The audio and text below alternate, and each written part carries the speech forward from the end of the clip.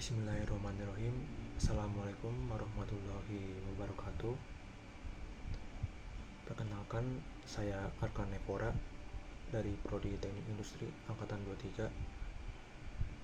Nah, saya akan membahas atau memaparkan sedikit materi mengenai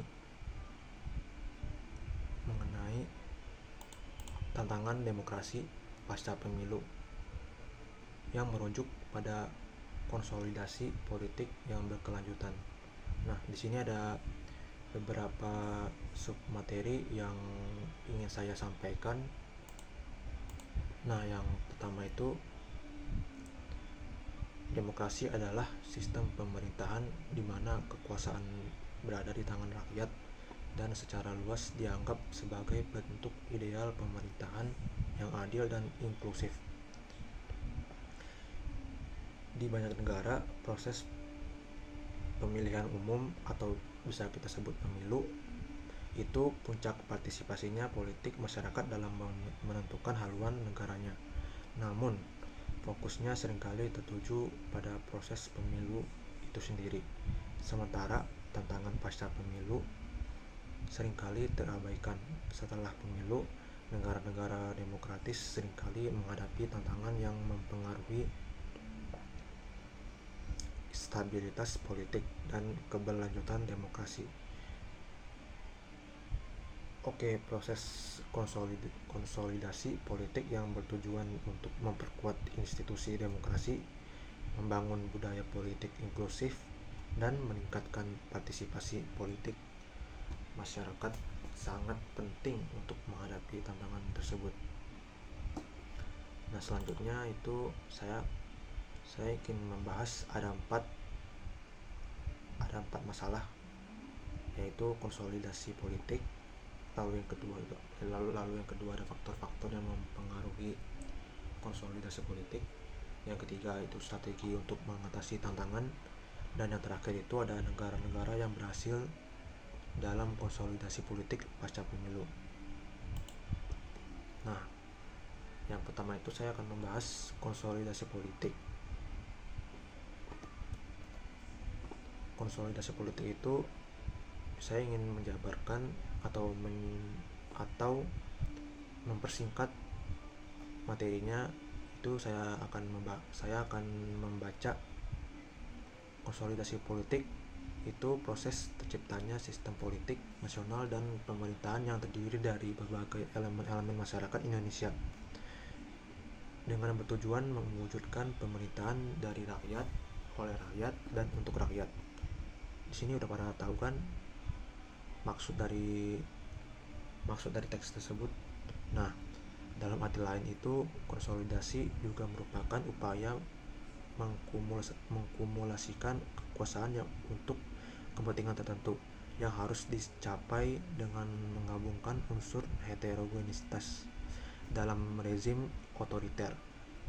Monogenitas merupakan ciri utama yang sering ditekankan oleh rezim tersebut, sehingga sulit menciptakan heterogenitas politik dan pemerintahan. Lalu yang kedua itu ada faktor-faktor yang mempengaruhi konsolidasi politik. Nah, di sini ada beberapa faktor-faktor yang sedikit saya sampaikan dan atau beberapa yang ingin saya baca. Yang pertama itu ada partisipasi politik masyarakat, lalu yang kedua kualitas lembaga demokrasi, yang ketiga peran politik, yang keempat itu kondisi perekonomian, yang kelima itu budaya politik, yang keenam itu pola hubungan antar golongan, dan yang terakhir itu pengaruh eksternal. Di sini saya jelaskan satu persatu. Dari yang pertama itu partisipasi politik masyarakat. Nah, tingkat partisipasi politik suatu masyarakat dalam proses politik dan pemilihan umum dapat mempengaruhi konsolidasi politik. Semakin besar partisipasi politik, semakin kuat landasan demokrasi negara tersebut. Lalu yang kedua saya akan menjelaskan itu kualitas lembaga demokrasi. Keberadaan lembaga demokrasi yang kuat dan berfungsi dengan baik seperti legislatif, eksekutif, dan yudikatif. Sangat penting untuk keberhasilan konsolidasi politik. Selanjutnya yang ketiga itu peran elit politik. Peran penting dalam membentuk arah politik negara. Kalau para elit politik dapat bekerja sama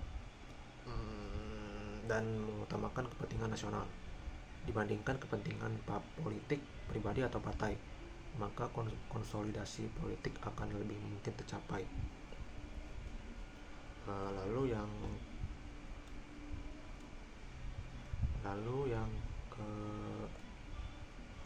sebentar. Lalu yang keempat itu ada kondisi perekonomian. Nah, di sini saya akan menjabarkan sedikit. Itu stabilitas perekonomian suatu negara juga dapat mempengaruhi stabilitas politik. Ketidakstabilan ekonomi dapat menimbulkan ketidakpastian sosial yang dapat mengganggu proses konsolidasi politik.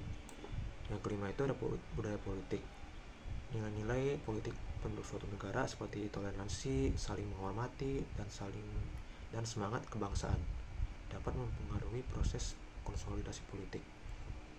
Lalu yang keenam itu ada pola hubungan antar golongan. Hubungan antar golongan itu dibagi menjadi kelompok sosial, termasuk antar suku dan lainnya, dapat mempengaruhi konsolidasi politik. Lalu yang terakhir itu ada pengaruh eksternal. Di sini saya akan mempersingkat waktu.